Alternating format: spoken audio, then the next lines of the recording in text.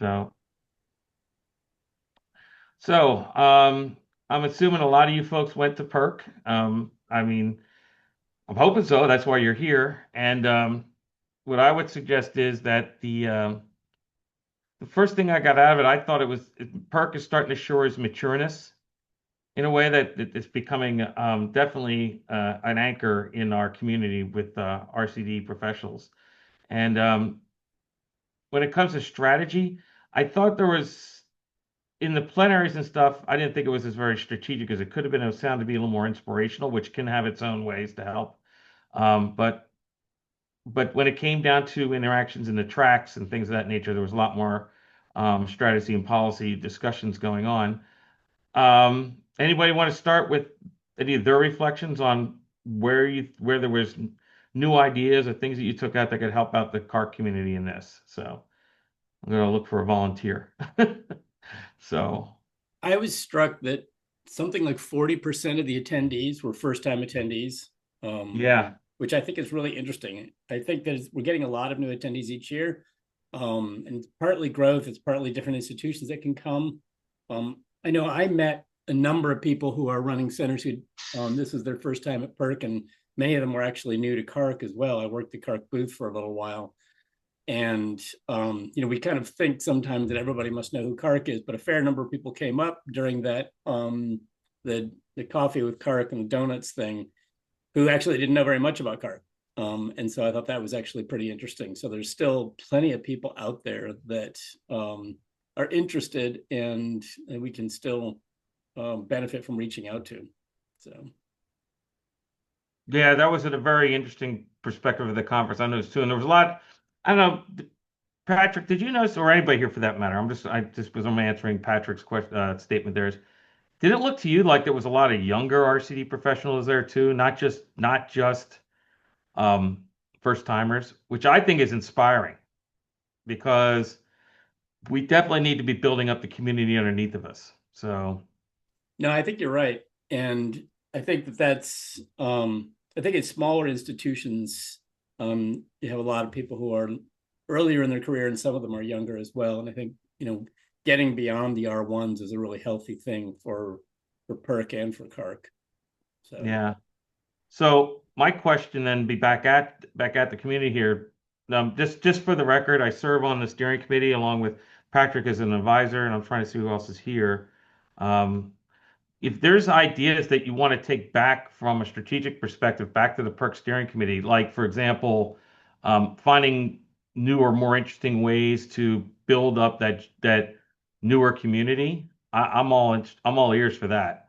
I mean, I know we had that the with the new first timers attendee dinner apparently went like the little small sessions apparently went really well. there was a series of first time attendee orientations that Yeah. I heard from people who it wasn't their first time were feeling like, gee, I wish it was my first time so I could go, which I thought was pretty funny. I think there was a lot of really good effort put into that, and I think it made a big difference. I mean, I was at one of those first time attendee dinners, and people seemed to really appreciate it a lot. I heard that there was actually a first time exhibitor orientation. It was just a little thing to give them more of an understanding of who our community is, Yep. um, which I think was also a really brilliant idea. So I sat outside that just for the record and saw who that room was packed. I mean, yeah, let's just leave it there. It was an SRO type room. Do you know what I mean? So that shows you that there was folks that came in and really wanted to get to know PERC for that matter better. And again, that's a reflection of the community growing. So, um, who was anybody here besides Patrick and I that had the privilege of mentoring or escorting an FT first time attendee? Matthew, what was your experience like with that? Um, I was a first time attendee at PERC myself, but as Oh, okay. I was doing student mentorship. That was an interesting experience. A little difficult, given her and my sort of interests and skill sets did not overlap.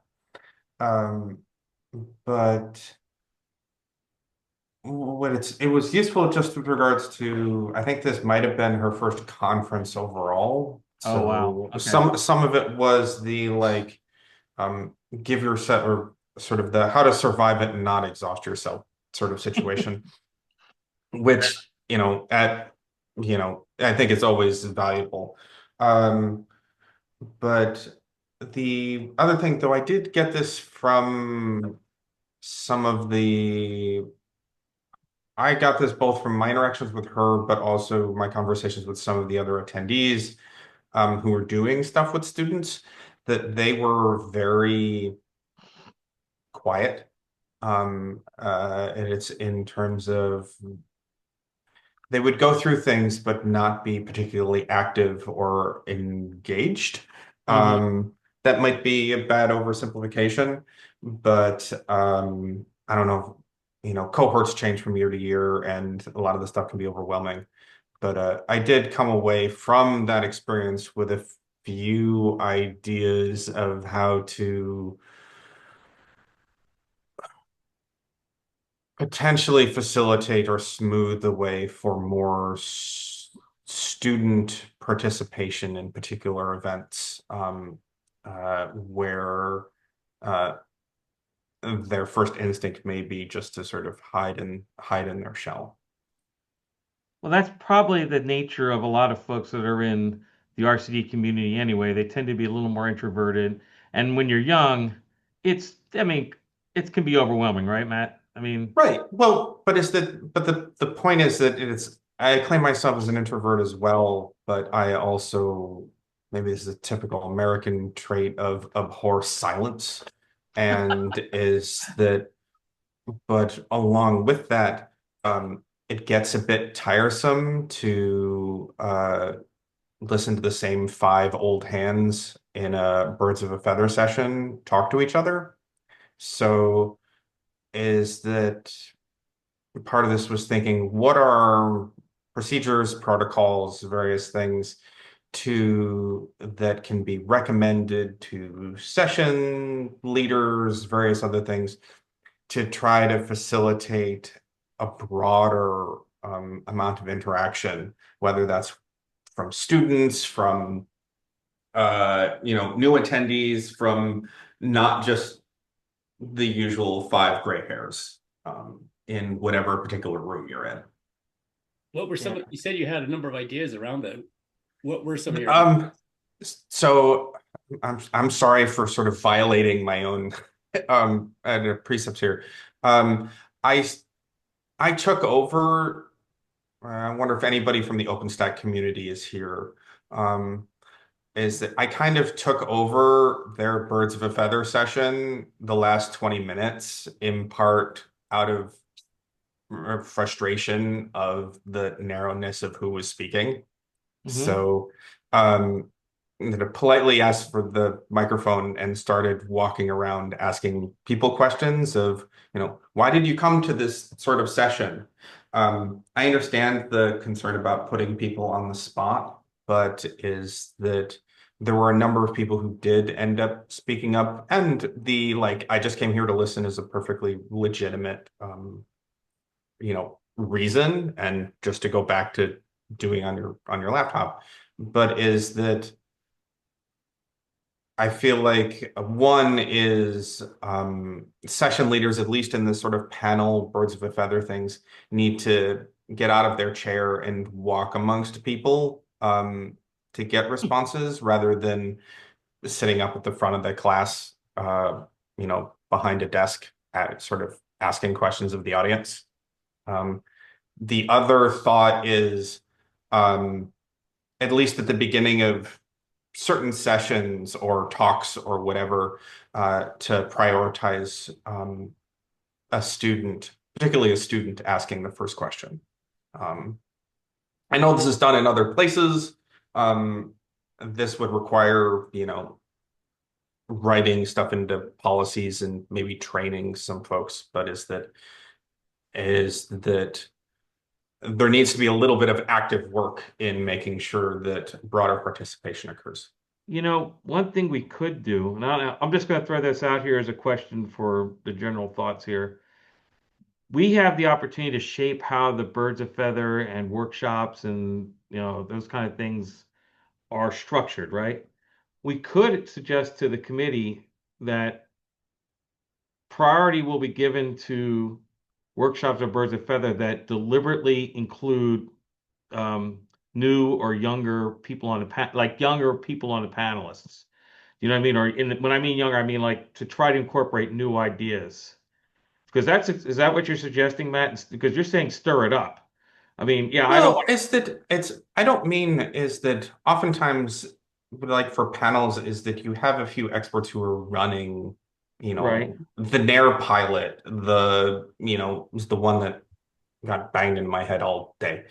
or that run big on-prem cloud systems. So as to be like, they are there as sort of knowledge experts. So, and it makes sense for them to run things, but is that it's more you want those leaders to be interacting and drawing more from the broader participation in the Okay. room. Yeah, Um, I think rather than suggesting that, you have to have young people on panels, it would be, to emphasize that Bob should have a plan for actively engaging everybody in the room, in yeah, particular. that's a I far more like that. succinct way. That's good, Patrick. Thank you. And what do folks think about that? I really don't want to turn this into the Chuck, Patrick, and Matt show.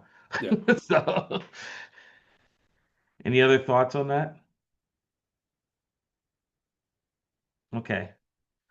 So we've kind of thought about what how the makeup of PERC and how we can strategize to kind of make it a little bit better for the new first time attendees and such. What about the content? Did anybody see anything there that strategy wise that perhaps that you picked up that was new or things that we might want to do a little bit better or what? Um, I'm all floor is yours. Let's see what we can come up with. Any ideas? We could in principle practice this here. Um, just in terms of for folks that it's on here to be like, I understand folks want to have their cameras off or whatnot, but is that um, anyone, Andrew, you have your camera on, so I can kind of pick on you. Do you have any this sort of thoughts about this? I'm sorry to sort of grab somebody, but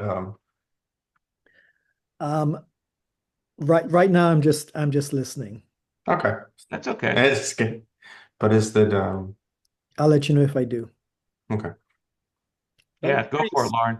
I would add something I'll add, and I threw it in the chat too, but just to elaborate, like even before when somebody asked who else, what do others think, it took me just long enough to finish typing that, and then I didn't get to my mute button. But so some of it's like being okay with silence when you ask for other folks to speak up.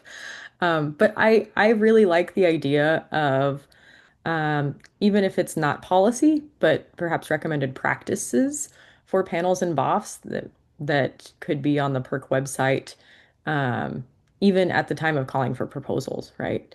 And other strategies like calling for other voices if there are a few who seem to be dominating, letting the silence sit, because sometimes people just need time to formulate the words, the wording of their question, um, stuff like that. And I also wonder if the students are already trained to be microphone runners. I know that like in some of the sessions where I was Oh, speaking, the students asked us what we could do. And I realized that in the moment it didn't occur to me I could have asked them to help with microphone running. But if they're prepared to always offer that explicitly and have some tools that help them feel confident in doing so as part of their training, that might be useful too. And I say all this having had a role on the steering committee in the last year, and I've got a role with the Culture and Belonging committee this year for or upcoming year for PERC. So I'm recommending and taking your recommendations. yeah, and the reason why I asked folks about the BOFs and stuff is because I'm a co-track chair for that this year, coming up in PERC 26. So I got personal interest in making sure that that goes well. I'll admit it.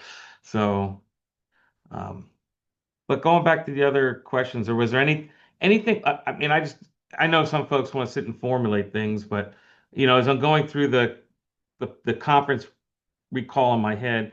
I mean, how many people here did the RCD, the Nexus Day stuff? I know I did. So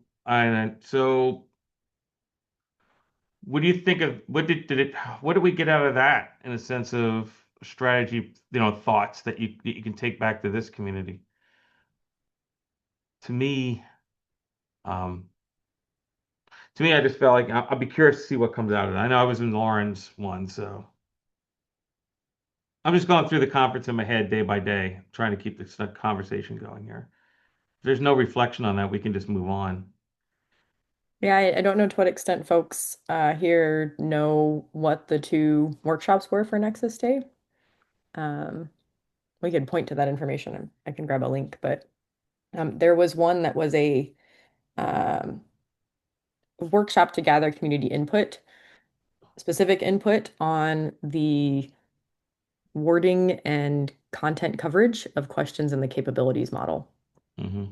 So we did prep sessions with people who were registered to remind them or acquaint them with the capabilities model, gave them all documents with printouts of the questions. Patrick can also speak to this because he really led it. But then we had a series of structured breakouts talking about their feedback, their ideas, where we know that there's a need for updating or adding content for areas like AI, cybersecurity, things like that. And then the other workshop at Nexus Day was a future creating workshop.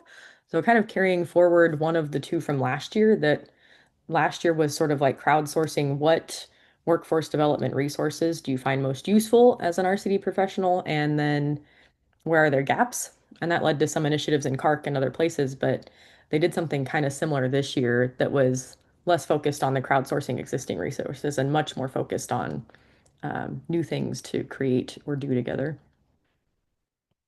Yeah, I did that second one, Lauren. And I thought it was, there was a lot of great ideas that came out of that. I'll be curious to see how they get used. So, We got a lot of good input on the capabilities model one, and we're in the process now just of gathering and distilling it. One of the things to the sort of combining the 2 points that we've been discussing, something we've done in a couple of workshops for several years running is recognize that there's a lot of different kinds of people who come to PEARC.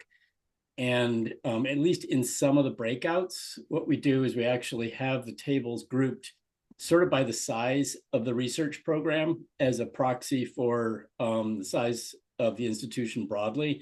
And it's mostly because we found and we heard from people from R2s and even smaller R1s, and then non R1s and R2s, that if they're sitting at a table with some of the heavyweight R1s, they feel a little shy about speaking up. And so we let them have a table that lets them be a little bit more with their peers. And they ended up, I think, feeling like they could contribute a lot more. And so that's something that we found seems to work well in the workshops. And in BOFs, I think a year ago, there was a BOF around making first-time attendees feel more welcome. And one of the things that they did was have a bunch of breakouts.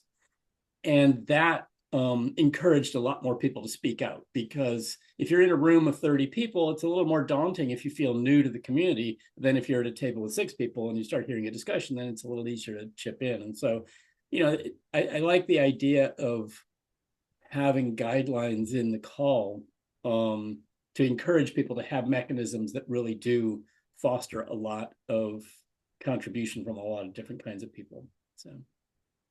yeah, that sounds really good, Patrick. I see Julie threw in the comment. That's a great idea too. So, um, cool. So moving on to how did anybody feel about the workshops on Monday that they may have attended? How did that, did you get anything out of that strategically that you can take with you back to your institutes or your jobs or whatever that you might want to share here?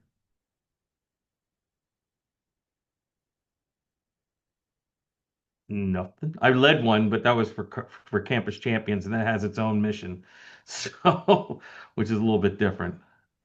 Hey, Chuck, I'll chime in. This is Sure. Douglas Genoa. I'm in my car, so I'm not following super closely, but I can tell you the quantum workshop on Monday I thought was very valuable to Tori Patel and I. we're kind of responsible for quantum at ASU, and learning from all of the folks there was super valuable for that aspect of our strategy. Oh, very cool. When you took that workshop, I mean, I don't want to, don't, please don't answer if you're driving and you're going to be dangerous, okay? But did you feel like it was at a level that was really useful for the community that was there? You know what I mean? Because quantum is such an open-ended topic right now, and when I Yes, sat through some of yes. those workshops, if you weren't a physicist going in that understand broadcasts and all that, you didn't get much out of it. But how did that go for you? That it, to the short answer is it was okay. That the challenge you described, the gap between the physicist kind of developer of quantum and maybe the computational practitioner, was a big piece of the discussion, both at the workshop and in that community recently. Anyway, I think we've been working to address that, and it's certainly seemed more approachable. There were still some physicist style presentations, but by and large, I noticed there were more what I would call traditional RCD folks there this time. Cool. So I guess then the I would ask back is from a strategy perspective, did you feel that that type of workshop was much more effective to bringing in more of the community? Because I know quantum's still, I don't care what anybody says, it's still a ways out, but understanding how it fits and how it uses it, and for folks like us that we have to work with other scientists or ourselves being part of it, that's a big ask to get it done, and I'm just curious. Yes, yes. And I think that the very fact that the workshop was at PEARC at all, I think, is telling. I think the PEARC community is, I think that's the direction the pendulum has to swing. And I think this is a good indicator of that. We were really happy when we saw this workshop last year for the first time, and glad it came back. It seems like the right toes are being dipped in, so to speak. Cool. Any other comments? I think I saw Ethan. Did you have your hand up or?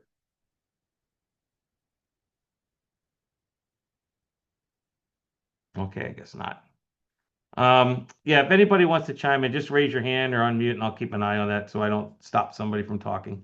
I heard one comment from somebody else, so this is second or third hand, so take it with a grain of salt. But somebody was talking about one of the quantum presentations. I thought it was a workshop, but I might be mistaken. That they felt that it was less of a workshop and more a series of panels, and they were hoping for something more interactive, I think.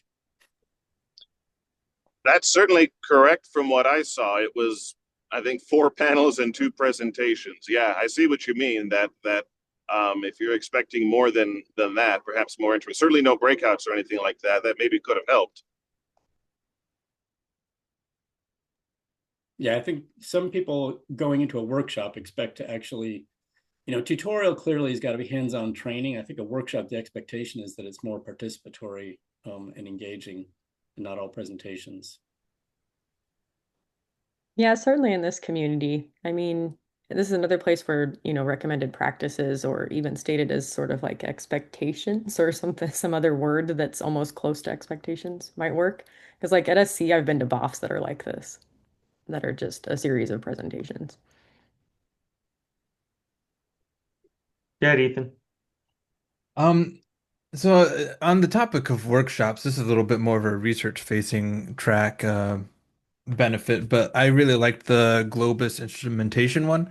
Um, I was really excited about that workshop because I was like, I can take this home and implement this for multiple research groups in the College of Engineering here. So I found that one incredibly valuable.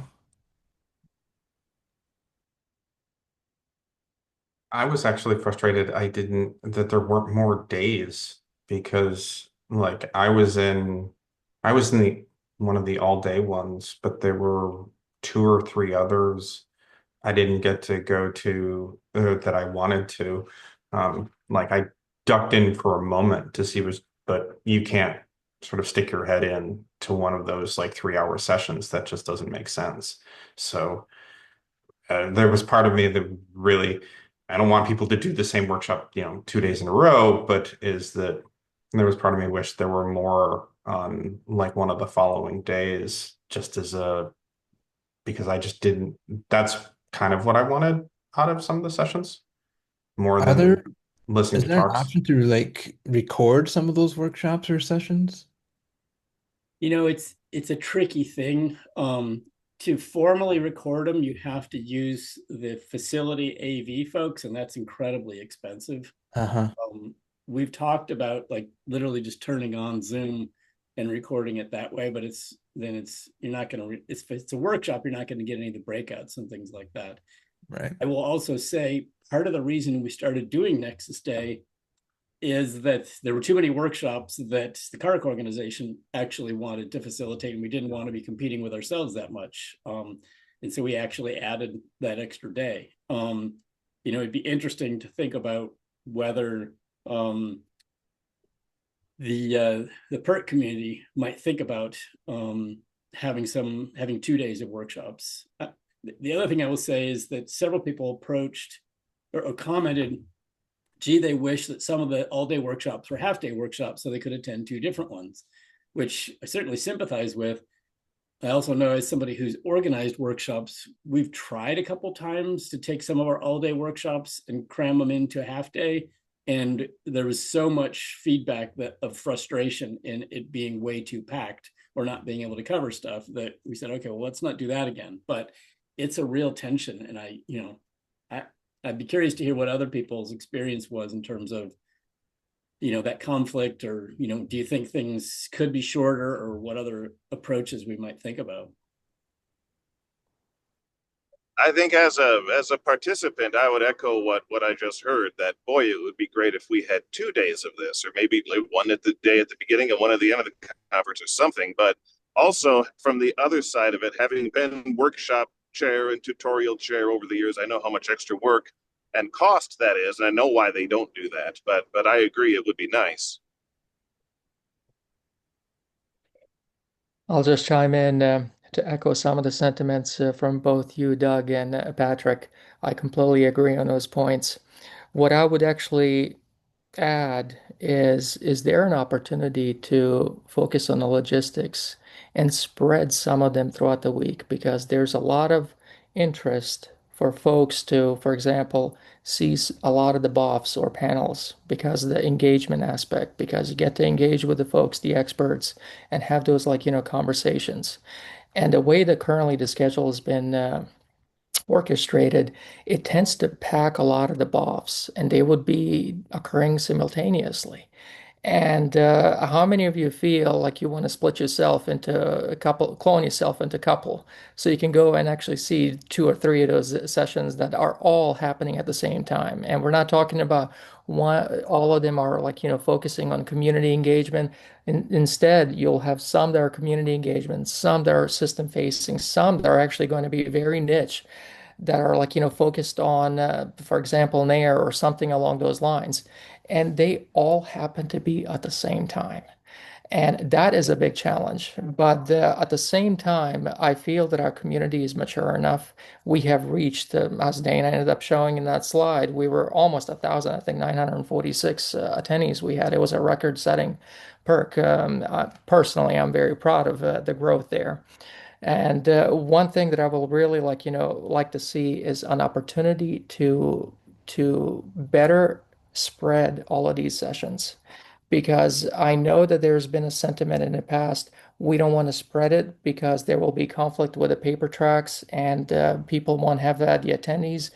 But we have a large enough community right now where the people that really want to see the papers, they're going to and go see the papers.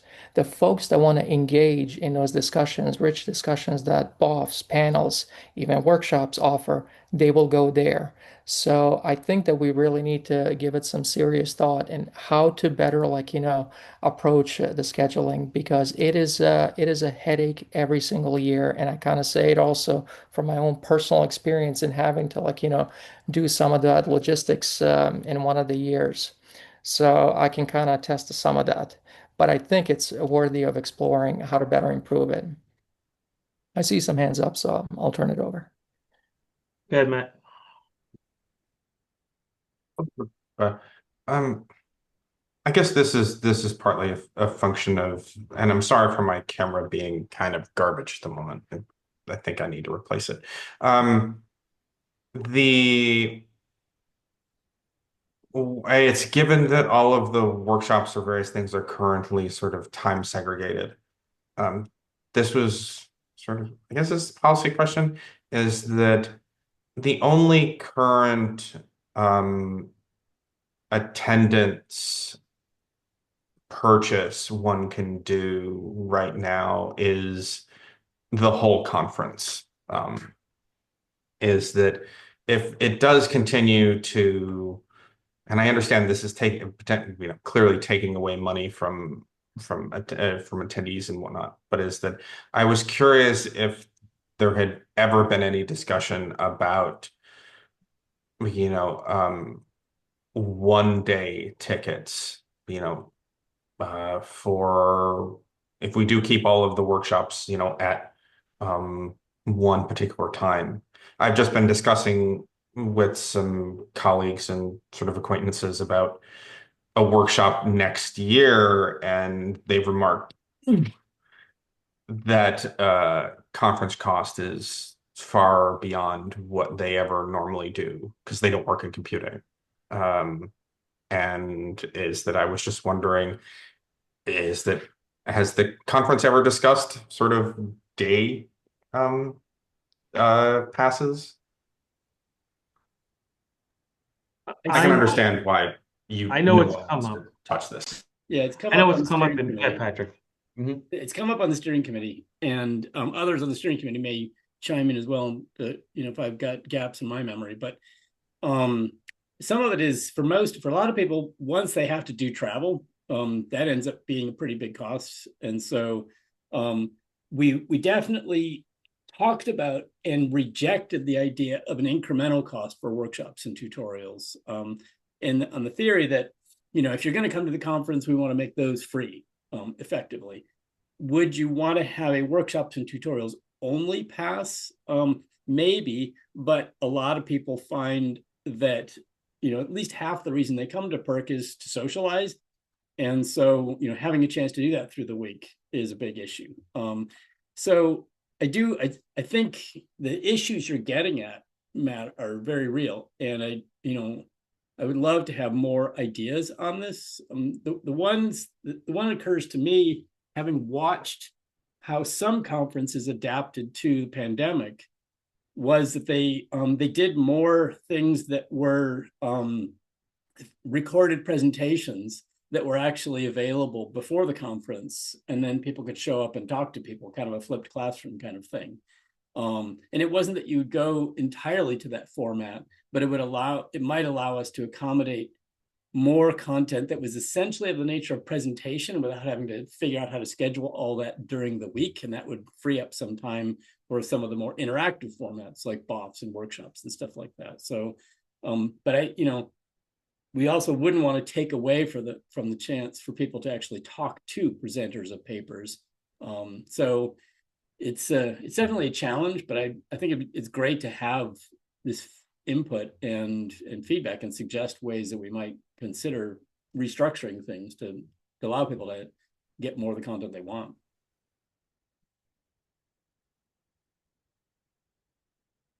So that's an interesting question, Patrick. How would people react to having pre-conference effectively homework, and then maybe in other words, let's say you had a full day tutorial, right? Or workshop, and you did half of it prior to the conference starting, and then you just did the in-person stuff at the conference, effectively making a full day to a half day. For a workshop, I think it's really tough. Yeah, that was we actually did that in the Nexus Day workshop, and maybe a third of the people actually, even though we ran several focus group sessions beforehand, we told everybody, you have to do this homework, you have to be prepared. We're not going to do an intro during the workshop. And about a third of the people came prepared. I think what CNI has done is that they moved more of their presentations to recordings that are then presented over several weeks outside of the day that they actually meet, and then they still have in-person stuff that's more interactive. And my understanding is they've had a really good experience with it, and after the pandemic, they continue to do things that way. Just out of curiosity, how long were those weekly things? Just like an hour or something that's palatable to get in someone's schedule? Is that the idea? I think actually I'd have to go back and look. I believe that they actually recorded them and made them available, and they just Oh, highlighted them at certain times. so I'd have just to look asynchronous. again. We could ask the CNI folks what they learned about that. But I mean, do people think that would be interesting or a bad idea from the perspective of folks who are actually presenting papers, for example?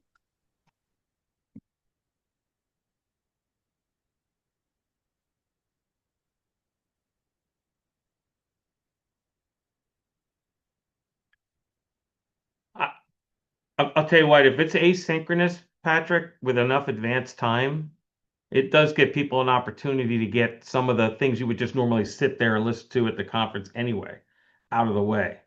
You know, I mean, that's appealing in some sense because I'd rather have more time spread out to do other things, like for example, some of the frustration I heard here.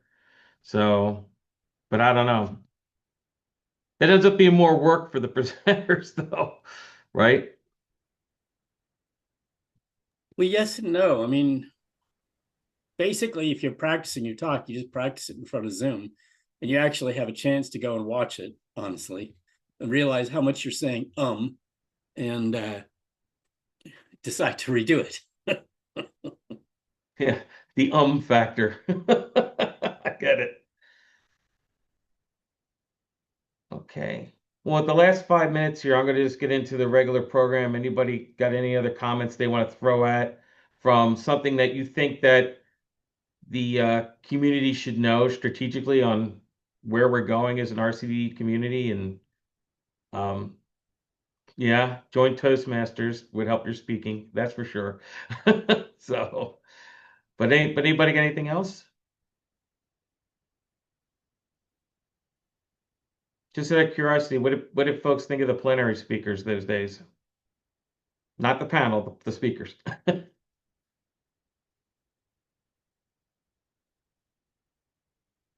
I know I took a lot of inspiration from, oh gosh, her name's eluding me, but the woman that had the tree fall on her and that, how to keep going. I mean, I thought that was a very powerful message if you saw her speak. What's her name? I actually have her card sitting here. I can't find it. Anyway, just wondering. No, I thought that was a good talk. I really enjoyed it. Yeah, And I yeah. think, it's different people are facing different challenges right now, but you know, I hear from a lot of young people that if they're trying to get their first job, it's absolutely brutal out there right now. And a lot of people are also being displaced because of what's happening to funding at universities. And it might not have seemed like an obvious talk at the time, but I think there's a lot of people who are going to be facing a lot of headwinds. And I'm hoping that it gave them some tools to approach some of that with. Anyone else? So, Chuck, to answer your question, it's Rosemary, that speaker that you were talking about. Thank you. Thank Yeah, you. Yeah. Patrick, I wanted to, sorry to cut you off, Chuck. No, no, no. Patrick, Go, go, go, go. okay. Patrick, I wanted to circle to one of your questions from the chat. I don't know if that was directed to me when I was talking earlier. Was that? Okay. So in that case, what I really meant was taking those BOFs and panels and spreading them throughout the day. I think we typically do two. So we'll have something like, early afternoon and later in the afternoon. But if we tried to squeeze in the third one, because there's some days where the lunch actually starts around 12:30, so you get an opportunity from 11 to 12:30 as well.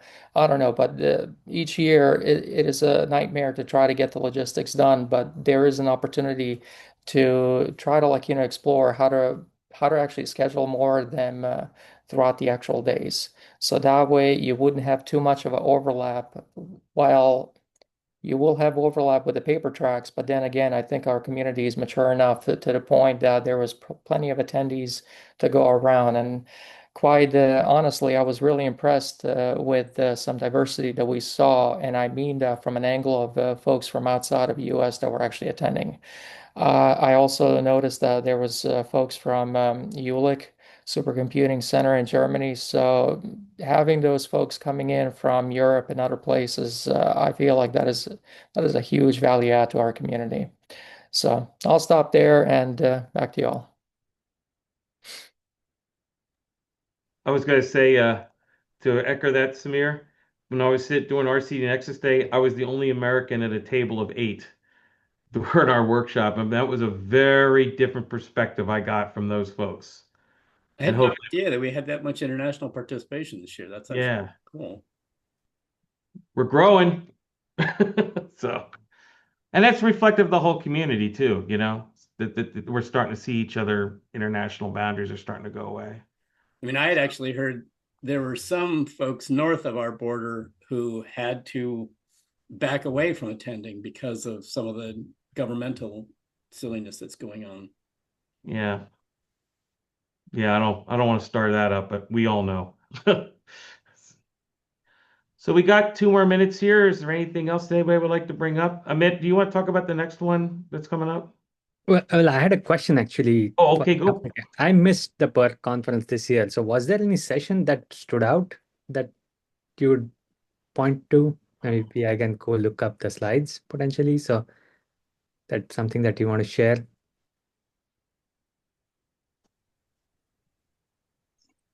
Chris Simmons' NVIDIA presentation on the state of LLMs. I don't know what it was called exactly, but it was an overflowing presentation from what I understand. A couple of my staff were there. Okay, thanks. Yeah, I'll definitely look into that one.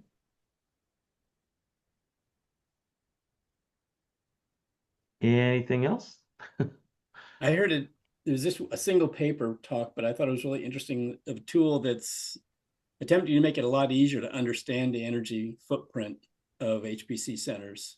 Not requiring anywhere near as many inputs and actually getting pretty good data out. Everything from embodied energy through to operational energy, I thought it was a pretty interesting new tool that they came out with.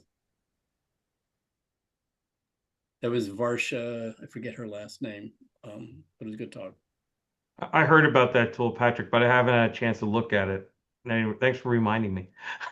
So, Where did that one come from? Do you by any chance remember? Because I'm interested in that topic quite a bit actually. Yeah, Personally. I will. I'll go look it up and put it in the Slack channel. There was the other thing that I thought was really cool about it is, this is a very young member of our community, and she had a lot of great feedback. I think, a lot of props, and it's what I think is nice about PEARC, is it's a venue for us to talk about this kind of stuff. Patrick, wasn't that the best paper? I don't think. I think it may have been. Really? Something with energy. I remember that. Anyway, there's definitely material out there then one way or the other. So, oh. Well, we're at time. So if anybody's got any last thoughts, or we can just put a pin in this conversation and move it forward. I don't know what else we need to do here, Amit. So, No, I mean, I think as the closing remarks, we'll hope to see you guys next month. Other than that, thanks for attending. thanks, everybody. Amit, stay on for a sec, okay? Yeah, I was going to ask you to do that. Patrick, Hey, thanks, can we Patrick, have by the the way. recording, please?